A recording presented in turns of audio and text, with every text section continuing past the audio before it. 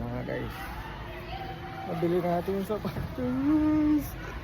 I'm so excited. So we're going out today. Hindi ko pa sure pero baka bumili tayong running shoes today. Let's see. Papunta tayo ngayon sa Nike Summerlin location. Mga 18 minutes nandun na tayo. Update ko kayo guys. Titingnan natin dun yung running shoes na hinahanap natin. Sana may size tayo at saka yung colorway na gusto natin. Tingnan natin. Let's go! And guys, nakarating din tayo dito sa Nike Summerlin.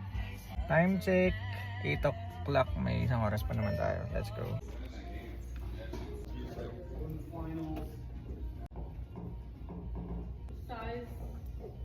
Yeah, I think so.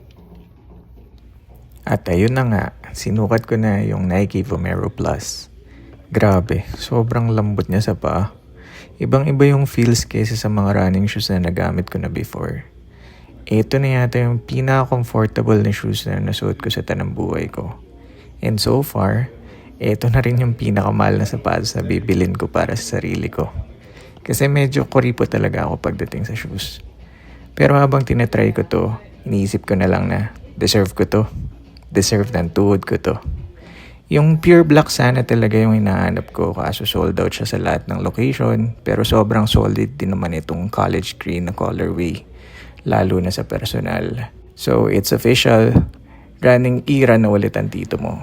Kaya nabili natin yung sapatos. I'm so excited. Thank you for watching. Peace.